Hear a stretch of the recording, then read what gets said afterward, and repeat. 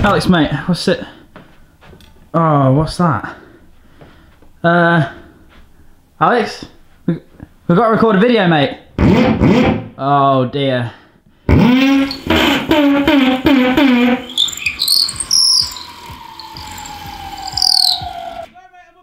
Okay, great.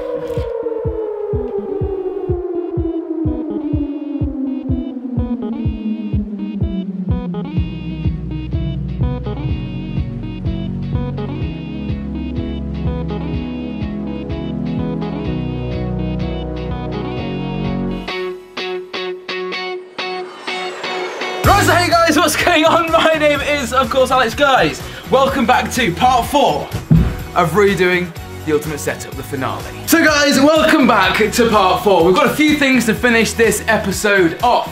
The first thing we're going to do today is finish off the lighting setup. Now for this, what we're going to do, right, and if you've been watching my vlog channel, you'll know all about this. If you don't know about my vlog channel, link in the description. However, this is the plan. This is what I'll put together. If you pan down here, we've got some special lights here, right? One of them is a bit shorter, one of them is a bit longer. They've got different bulbs in, different shaped bulbs, and if you look up here, you can see there's one already pre-installed to give you guys a bit of an idea. So they're all at different lengths, and this is the idea right now. They're gonna hang at different lengths and go down like so.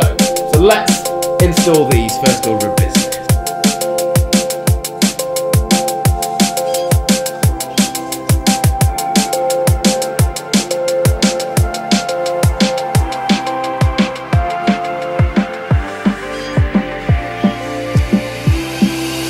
Please tell me that looks...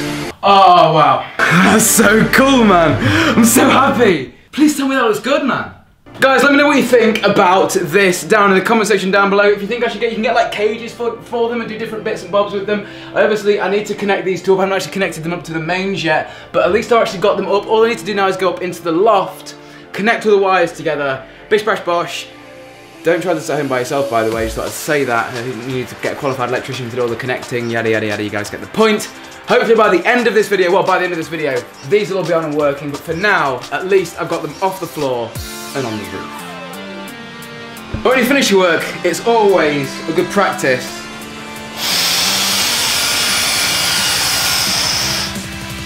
to tidy up.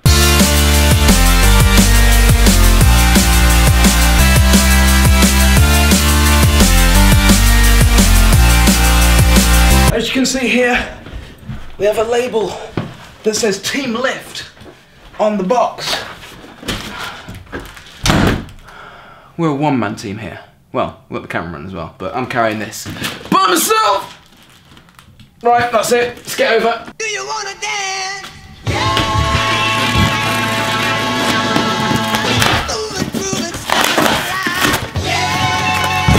Here she is, boys. She's arrived. The big unit.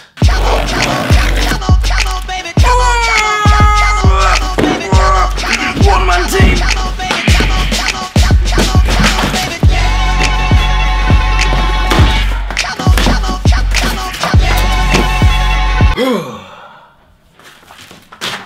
God, you're weird. So here we have, boys and girls, a picture of this on the front. If you can guess what it is, look at that logo there, KRK, then turn yourselves round, boys and girls, to these speakers here.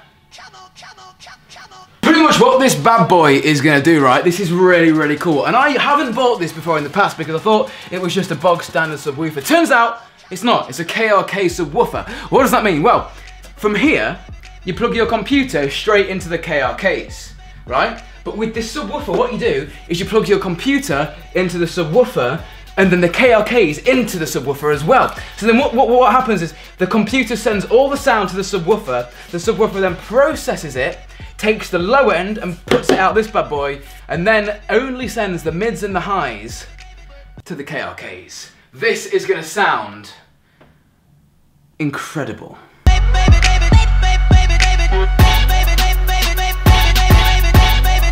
Oh my god, guys. Ready?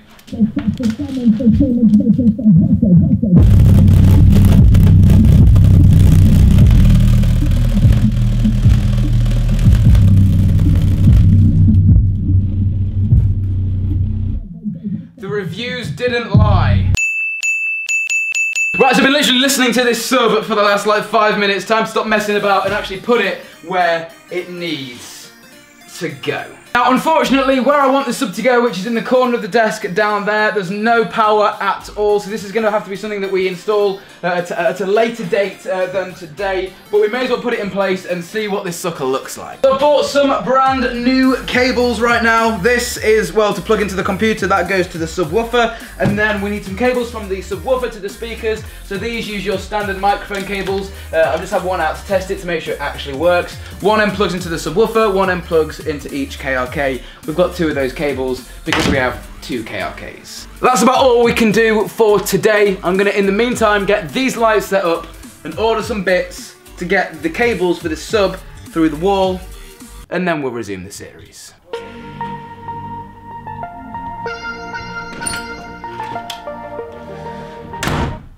Welcome back. So as you can see, if you've been watching my vlogs, a little bit of behind the scenes, we've got these lights all working. They're absolutely awesome. They give off an absolutely brilliant light, enough light to light up the room without the Phillips hue involved, and the light signature from each light, the cables are different lengths, we've got different, but it looks absolutely wicked, and it is exactly what I needed to light up the ultimate gaming setup. This is a gaming den here, this needs to be unique. And I like it. So I'm not gonna lie to you, everyone and their dog that has done a setup video on YouTube has seen my setup and just gone ahead and blatantly copied my KRKs. No one really knows who KRKs are. They're more of like a studio producer type speaker that a studio would have, not for a home user. I know about KRKs because I like audio mixing and different things like that, and ever since I've had them, numerous setups have cropped up with KRKs. A little bit of a coincidence. So what I've got to do is take it that bit of a step further. Now, in the last bit when we started filming, you saw that I unboxed the KRK 10S KRK subwoofer. This is an absolutely amazing system. We're going to finish off installing this in today's video. But the headphone game. What happens when everybody else is sleeping in the house and we still want some 7.1 surround sound for gaming? Well, ROG reached out and said, Alex, check out the new True 7.1 surround sound gaming headset. This is going to be mental. So a little bit of background about that headset. It actually has a built-in DAC, digital to analog converter, right? So it's going to send absolutely amazing audio to the headset, but then it also has an audio out, which I'm going to connect to the KRKs. So we actually have a proper DAC powering these. And yeah, to all the people copying me with KRKs, I bet you don't even know what a DAC stands for, do you? Well, you do now. So the first order of business is to get this big 10S subwoofer installed. Alright, yay. So these headphones here, they actually connect to the DAC or the bass unit via an HDMI cable. You know, when we talk about HDMI cables with headphones, you're not messing about. I've never seen this before. So this is the control unit for the headset, and also with the built-in DAC that's going to go out to the KRKs. This thing looks absolutely mental. But before we do that, we need to sort this room out. I can get a knife. Oh.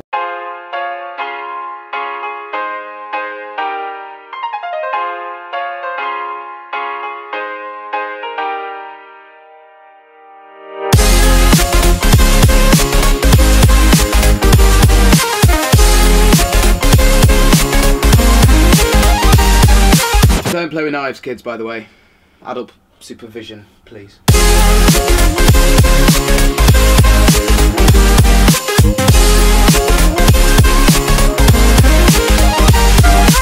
By the way, guys, this is my Synology NAS unit. It's absolutely wicked. If you look inside of here, I've actually got 3, 6, 9 terabytes of storage inside of here. So I have all my movies and like backups of my old videos stored on this drive. So this is absolutely awesome. I'm thinking I might actually put this up here too, because it is like kind of an iconic thing. It looks pretty sweet as well. So that is really, really sweet. I really like that thing.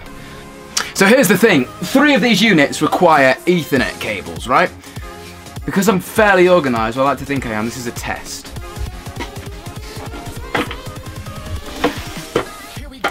One Ethernet cable,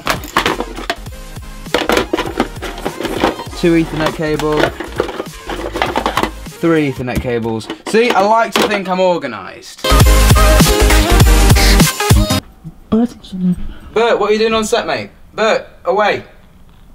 please. One thing that turns me on the most is colour-coded Ethernet. One thing that turns me on the most, instead of women, is colour-coded Ethernet. Action. The one thing that gets me off the most is colour-coded. That's even worse. I really like colour-coded Ethernet. 1, 2, 3 devices, 1, 2, 3 Ethernet cables. These 2 colour-coded ones for each console. This grey one for the NAS network attached storage, which, by the way, is the DS416 Play from Synology.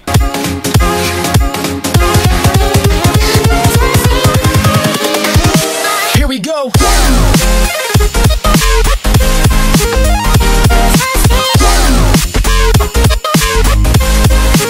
Right guys, this evening we're going to call it a draw. We're going to stop because I'm sweating my knackers off. We'll carry on tomorrow. Bertie, we need to move out of the way. He's trying to show people what we have done. Sorry matey, no, put you down there. Right, okay, this is what we've done so far. So we moved the consoles over from there to over here. We've moved the Synology drive from the floor up here. We've ran Ethernet cables from the TP-Link switch up here down this cable trunking into the Xbox, PS4 and Synology drive, all Cat6 Ethernet, so they are Etherneted in to the main router up there.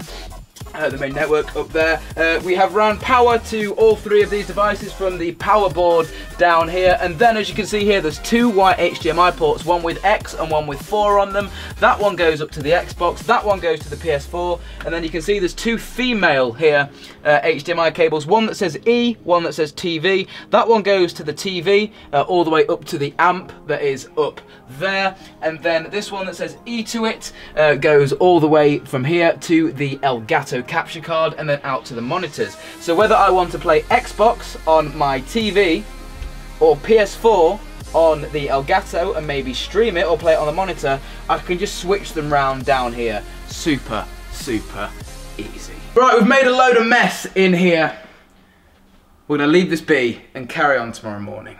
Right guys, it's the next day now. I'll show you what I've done. Take a look at this. So what we've got going on here is we've moved the PS4 and Xbox One from over there by the computer, put them all the way over here on their own table, cleared this place up. So we have the PS4, Xbox One S, PS4 Pro, Xbox One S, and then coming down this cable trunking here, we have the Ethernet cables from the TP-Link switch down here. So they run all the way down here into the Xbox, PS4, and then there's another Ethernet cable for the Synology NAS unit with like 9 terabytes of storage inside there. We also then have a nice IKEA lamp here, and then we have these charging docks. So we have an Anker USB-C and USB charging dock, so that is currently charging a GoPro via USB-C, my Google Pixel via USB-C, and then the camera that we're using to shoot this, the Sony A7S, here is all its batteries on charge here. So this is sort of like a miniature charging station with like spare USB cables all ready to go if we need anything on charge. Under here I've got my ROG gaming laptop. So this, well, if we're doing like a LAN or something, we can plug in the HDMI here and the USB there, and then that goes through to a USB hub on the other side. But we need to sort that out. I'm not too happy with this, but we'll leave that for now. The next thing we need to sort out is installing the subwoofer properly and getting it all hooked up with the new DAC. So much rubbish everywhere. This is our designated bin and it's pretty much full. So we have some spare cable trunking here. Let's just, oh, we've got some there as well. Let's just prop this up here and leave that there for now. So the next thing we need to sort out, as I've said, is getting the speakers hooked up with the subwoofer and the new DAC we talked about earlier on. So as you can see here, if I come down here, we've got a bit of a mess here. Now these cables right here, these are the cables that go out to the KRK speakers at the moment without the subwoofer, and just behind my computer, hopefully if I can do this without breaking anything, we have my old DAC under here, which is made by a company called FiO. It's actually a headphone amplifier. It has a battery built into it, so it can be used without connected to USB, but we're going to be upgrading from this today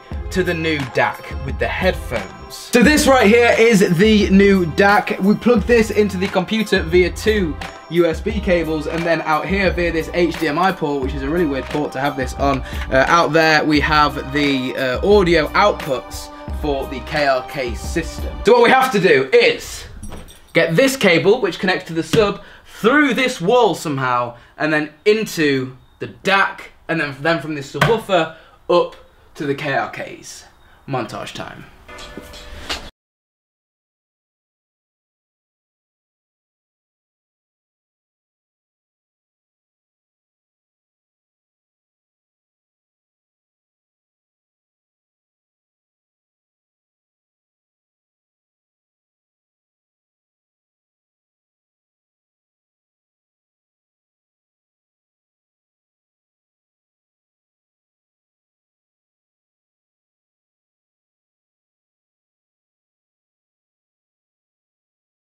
cable trunking like mad. As you can see, I've got cable trunking here, which takes monitor cables down here. I've got cable trunking going down here, which takes a few cables going that way. I've got cable trunking here, which takes a few cables that way. But hold the phone just 1 second. We've learned something here, right? And we've got cables hanging down here, like this cable here, which is a DisplayPort cable. I need to get a longer one because it's not letting me run through this tubing, so I'm not going to be able to put it through this tubing. So I need to get a longer one. I also need to get a USB extension for my keyboard because that's not long enough to run through the trunking either. So as you can see, we've got a few cables that are a bit stray, but they'll have to do for now until I buy some new cables. So that is pretty much this room sorted. All the consoles are sorted, HDMI is sorted up to the Elgato and to the Yamaha amplifier, which runs up to the TV. The new ROG amp is installed, or DAC is installed. Gonna have to get an HDMI extension to plug in the headphones, because as you guys know, these headphones plug in via HDMI. So what I was gonna do was get an HDMI cable that runs from that box and then out here to a female HDMI, so when I want to use some headphones and game in peace, we can plug in with the HDMI and it will come through these 7.1 surround sound headphones from ROG. So that is brilliant. Next thing, right? When I want to go to bed at night, I never turn my computer off, but that means my monitors stay on, right? How are we going to get around this? So this is a power meter dash switch. So what I'm going to do is plug this into all the monitors, and then what I can do is actually turn them off and on from my phone, and also measure how much energy we're using. What we're going to need is this thing, right? And what this is going to allow me to do is it's compatible with Apple's HomeKit. What I'm going to do is plug this into all my monitors, and then I'll be able to turn off and on my monitors even when I'm outside of the house, so I can make it look like I'm actually in the house. So I'm going to include it in my favorites. I'm going to name it Monitors. Turn on the monitors.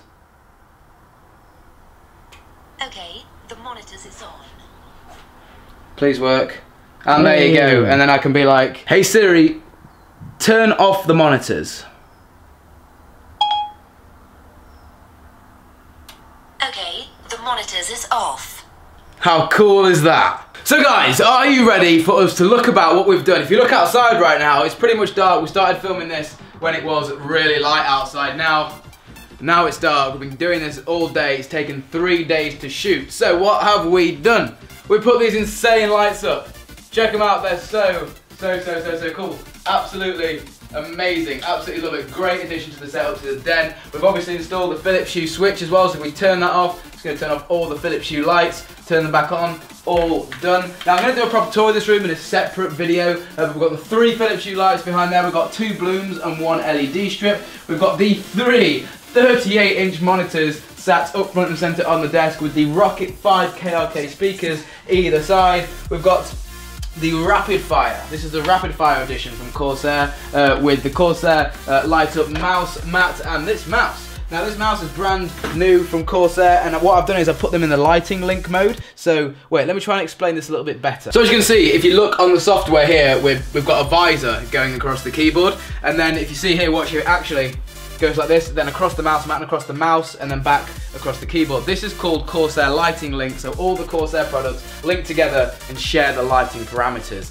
Really cool. Thank you, Corsair, for sending this stuff out. Really appreciate it. Now, odds are this isn't going to work, but we've installed Elgato switches to the skull above the desk and the monitors, so I can say, hey Siri, turn off the monitors, and hopefully Hey, it worked!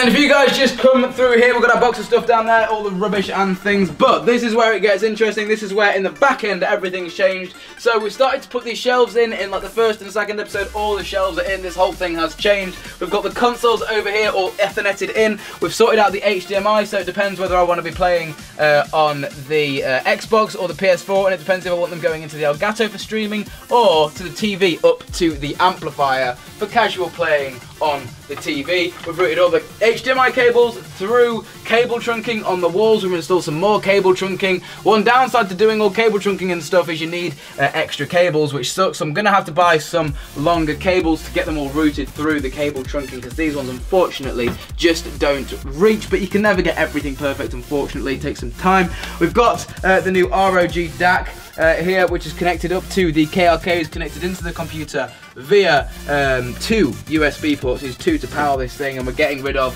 the FiO DAC Yeah, we're getting rid of it. I don't even know where I put it now, but I used to be using a Fire DAC, now we're using this amazing thing.